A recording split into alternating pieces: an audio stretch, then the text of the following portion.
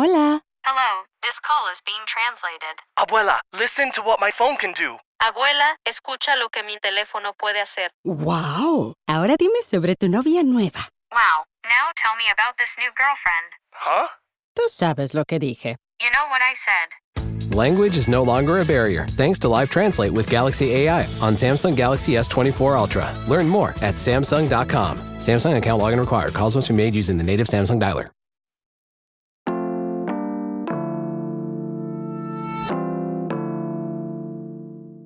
Today on CityCast Pittsburgh, our local parks got good marks from a national nonprofit, but they're throwing us shade in one category. Pro-Palestine protesters were back in Oakland this weekend, and if you're looking for a new rental or dealing with an iffy landlord, we've got some pro tips to share.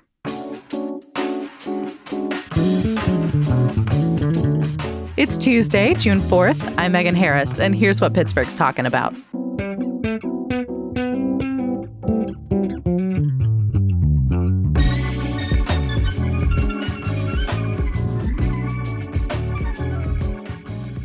I'm with CityCast producer Sophia Lowe. Hey, Megan. Hi. Sophia, something relevant to your interests. The LGBTQ news outlet Qberg says Pride drew record attendance numbers this year. Want to take a guess? Okay, I know that in our Pride preview episode, we talked about numbers, but I forget what last year's number was. But you said record, so I'm going to go with a really big one. Do it. This feels ambitious, but I want to say 150,000. Oh my gosh, you went way higher than I thought you would. No, it's 103,700, which I still think is really, really good. Yeah, that is still a big number. Yeah, cracking 100,000 seems, I don't know, it seems like a big milestone. Yeah, and something else that happened that's kind of big, in case you missed it, the First Lady was also here, and she made an appearance at our Pride. Jill Biden took the stage with Dina Stanley and some others. Dina, like I said, was on our Pride preview show a couple weeks back, and she was hyping up that Governor Shapiro came last year. I know. Isn't that so funny? It sounded like she was kind of worried that we weren't going to be able to like level up from there. But we got the First Lady. So I'd say that's like a step up from Governor. No shade to Shapiro. Anyway, let's get to some other news coming out of the weekend. On Sunday, the pro-Palestine encampment at Pitt got reestablished. There were a couple protests that joined forces on campus, set up tents, built a barricade with wood and some wire fencing material. It all looked very official. As we're recording this, protesters are asking for more bodies and supplies right now. I'm sure details are going to change throughout the day and into Monday night. From what we can tell from social media right now, police have put their own metal fencing up around the already barricaded encampment and aren't allowing the protesters to receive or retrieve food or water. Yeah, and for a while on Sunday, people were kind of like all taking a mass run together and then throwing food and water over the police fences. I also saw videos on Instagram where the police got physically violent and were pushing protesters. Yeah, especially pushing them with the metal bars that they built the cages out of to try to like expand their piece of it. I probably spent over an hour Sunday night watching their live feeds. The police barricade just kept getting bigger and wider. So you'd have to have one heck of an arm to even get a sandwich anywhere near the actual protesters. Mm-hmm. And then the police, there were police from all over. So police from the city, police officers from the county, and the state were all there. I've seen some mixed numbers for how many protesters were there on Sunday night. WESA said around 200, the Trib said 100, and I'm sure that number sort of ebbed and flowed and changed throughout the night as well. Yeah, someone also got a video of a police officer confirming that he turned his body camera off. Oh, no. And some of the social accounts cataloging this stuff are sharing the names and faces of other police officers that they say aren't using body cams correctly. All of that is really messed up. And as of now, one person has been arrested by campus police. KDKA reports that they've been charged with aggravated assault, resisting arrest, and obstruction. The Trib reported that the person arrested struck an officer as this person was trying to get food and water to the people in the encampment. And just a reminder, too, like Pitt's campus is technically private property. That's not true of all universities in every city. So campus police there at Pitt have jurisdiction if something occurs there within their boundaries. But like it's Oakland. So, if you're not super familiar with the neighborhood, what's owned by the city and what belongs to Pitt or what belongs to CMU or one of the hospital systems, it can be a little hard to gauge. Yeah, like one sidewalk could be Pitt's, and then a few feet down, it can turn into city property. Yeah, and from what I understand, protesters have been really good with crowd control, trying to explain to people, like, these are your rights here. If you go over there, your rights are different.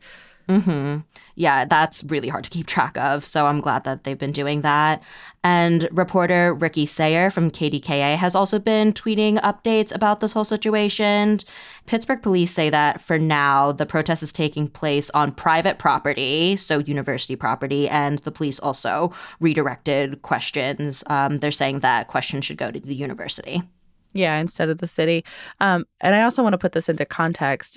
Students and supporters held an encampment there, like on or around Pitt's campus at the end of April for, I guess about a week. That was just leading up to graduation commencements. Yeah, I was there in April. Some of the tents got moved around a little bit, but I think the important thing is that there were hundreds of people who showed up to support the protesters. That encampment eventually disbanded, but protesters said that they'd keep putting pressure on the university to disclose its investments and then divest from any companies that, quote, profit from Israeli apartheid, genocide, and occupation in Palestine, end quote. So that's from the organizers' recent statement on the re-established encampment. And they posted this on Instagram.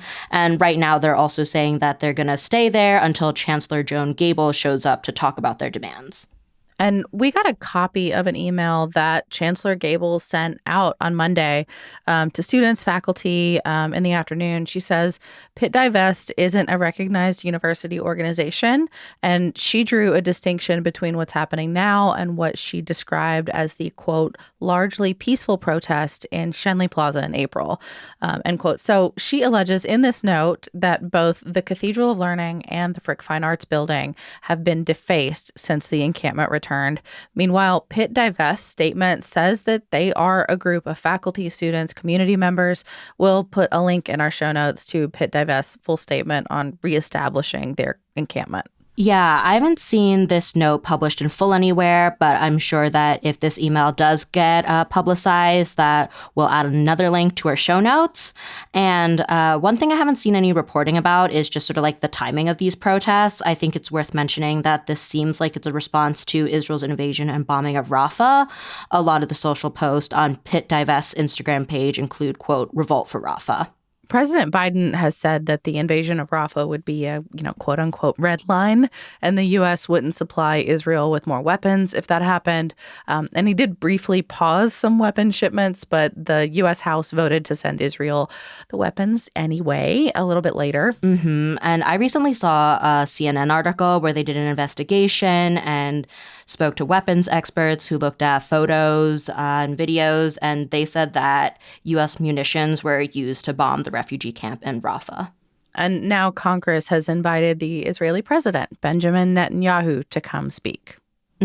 So in addition to disclosure and divestment, Pitt organizers also want armed officers off campus, and they want the university to break off relationships with the city police department for things like events on campus. Again, we'll have some links in the show notes, and I highly recommend going through Pitt Divest statement. It's a really powerful show of solidarity with Palestinians. You can also get those real-time updates on Instagram. The handle is @PittApartheidDivest. Yeah, and they've also been posting contact information for officials there at the school, our elected officials, our lawmakers.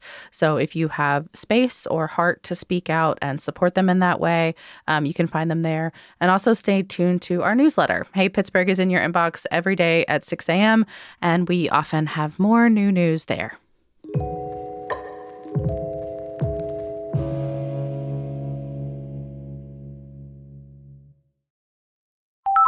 Hola. Hello, this call is being translated. Abuela, listen to what my phone can do. Abuela, escucha lo que mi teléfono puede hacer. ¡Wow! Ahora dime sobre tu novia nueva. Wow, now tell me about this new girlfriend. Huh? Tú sabes lo que dije. You know what I said. Language is no longer a barrier thanks to Live Translate with Galaxy AI on Samsung Galaxy S24 Ultra. Learn more at Samsung.com. Samsung account login required. Calls must be made using the native Samsung dialer. So, Megan, what else have you been thinking about this week? Well, it is about the time of year where a lot of leases and rentals turn over.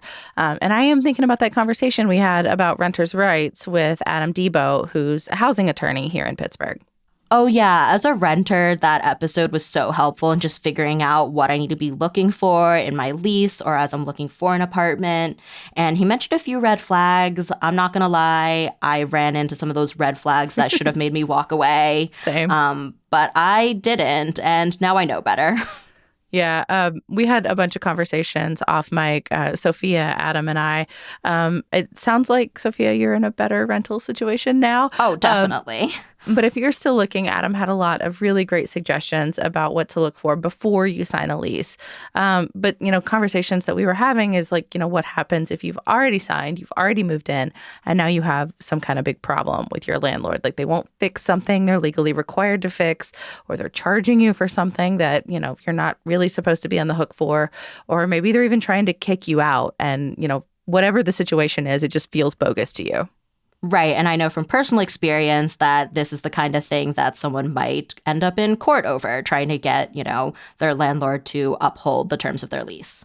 Yeah. And something that Adam said that didn't make it into our episode that, kind of surprised me is that if a renter does run into a problem with their landlord and they do end up making it to a court, the court ends up siding with the renter only about 15% of the time. Not a fun statistic to hear. And it made me very grateful, like you said, that I'm in a better situation with my landlord. They're really responsive and fix things quickly. And Adam said that this stat was due to a whole bunch of reasons. Like there's a power dynamic between the landlord and the tenant that often favors the landlord. And, a tenant who might choose to defend themselves in court probably doesn't know all of the details of housing law.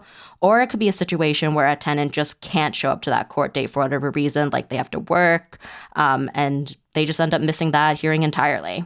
Yeah, and just the motivations too. Like the tenant has to kind of be on the defensive, whereas a landlord, if they're taking him to court, they're already like a few $100s in, probably just by virtue of having filed the thing. But we also learned about this alternative to settling a dispute with your landlord in court. It's an organization here in the city called Just Mediation Pittsburgh. Yeah, so just like the name, they do mediation, which means they'll be the third party that steps into a situation between a landlord and a tenant instead of the court. We spoke to Maria Nunez, who's the deputy director of Just Mediation PGH, and she explained that the outcomes for mediation are much better than what you might see in a courtroom setting. Their website says 96% of the cases they work on come to an agreement, so it just sounds like there's a way higher potential for both parties to walk away feeling a little better. Yeah, and an agreement can mean a bunch of different things. Like it's not necessarily like super happy. Like you might still be like, all right, handshake, peace, hope I never see you again. Right. Just Mediation does their meetings over Zoom. They said that you might need to gather some documentation beforehand. Yeah, and to qualify for mediation, you can't have an open court case. You also do need to be a Pittsburgh or Allegheny County resident to get help from them.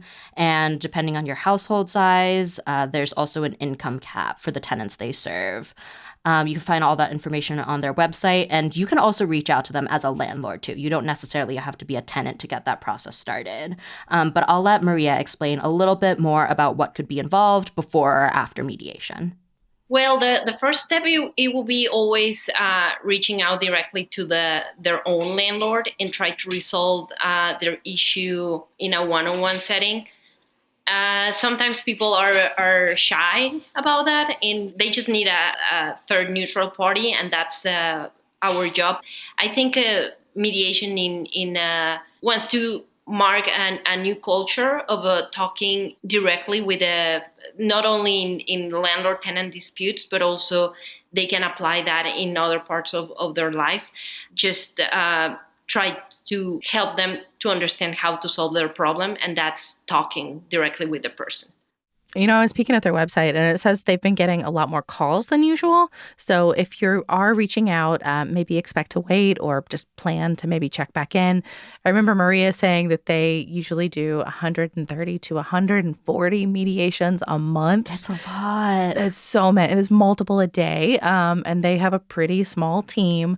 So hopefully you never actually need them. You can find a good landlord in the first place. I know Maria had a good suggestion for finding someone based on just her own experience. I think I lean more toward private landlords that are friends from friends. The people that I have rented from are very handy. So I know that if I'm going to have a maintenance issue, it will be addressed right away, because also I know that they take care of their houses, etc. I prefer just the people that I know rather than bigger companies. I will co-sign that. I personally do not know a lot of friends who have landlord friends, but I definitely agree that mom and pop, like a smaller shop, is better. I call my landlord directly, who owns a few properties, instead of maybe going through a big company phone tree or having to deal with building management. So I know that that person is going to care about that property and come fix things. So that's really nice.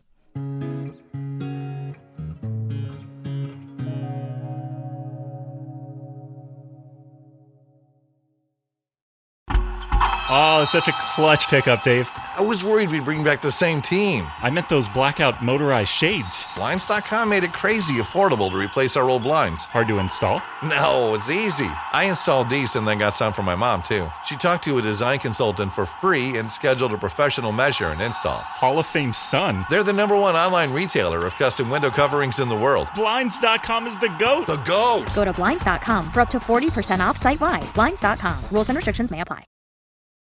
So before we go, Sophia, I think you had one more thing. Yes, something a little fun to end on, something a little lighter. So Pittsburgh ranked in the top 20 cities nationwide for the best parks.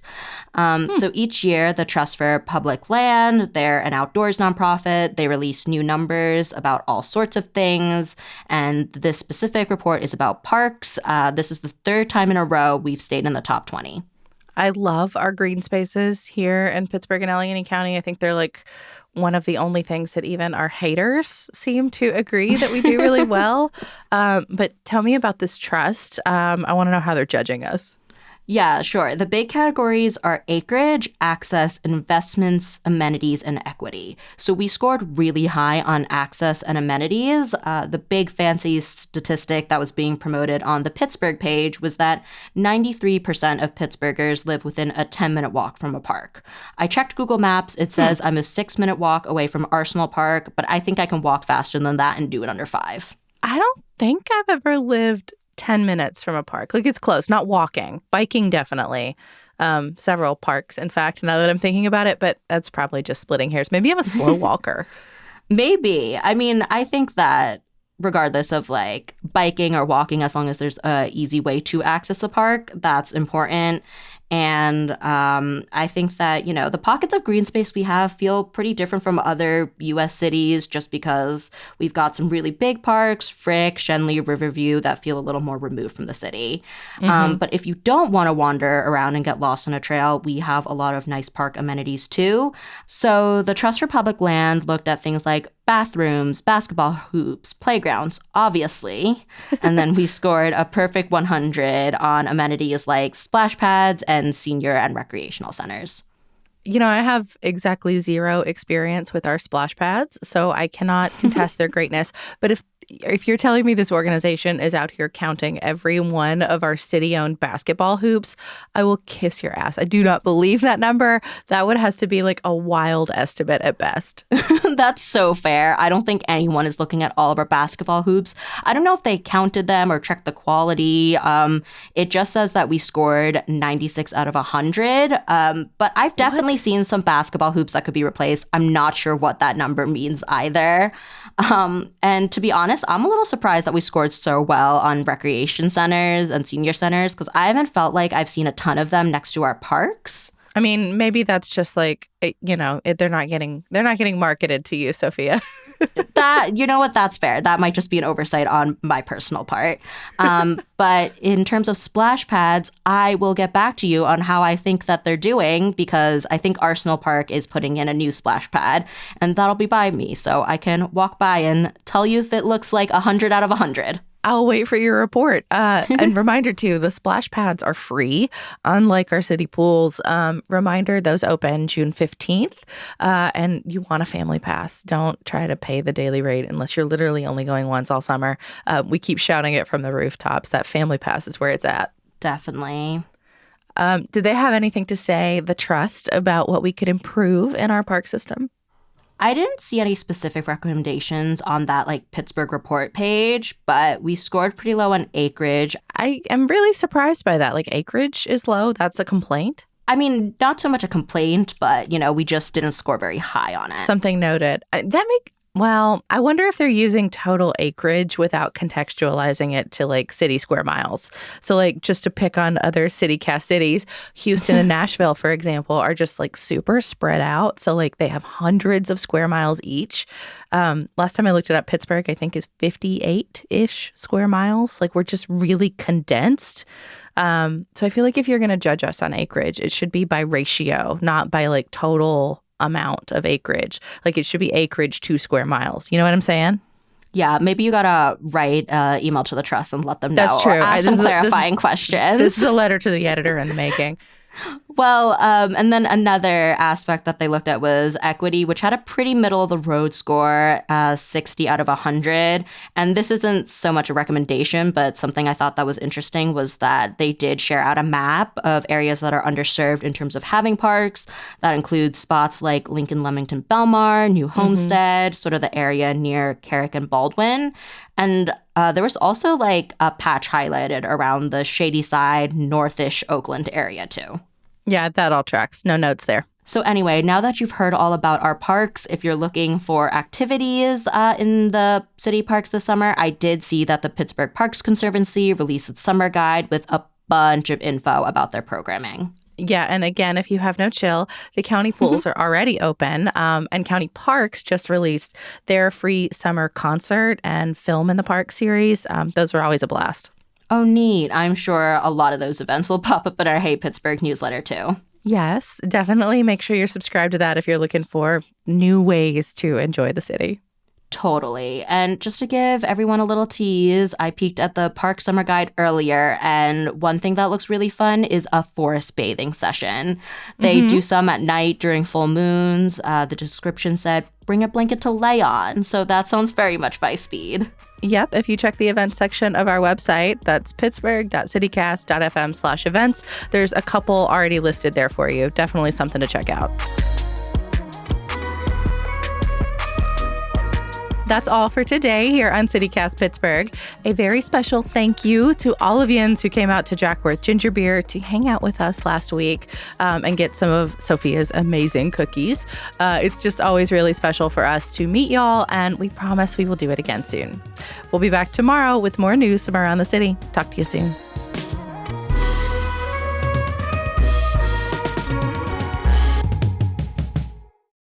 Sorry for all the swallowing noises into the microphone. I apologize.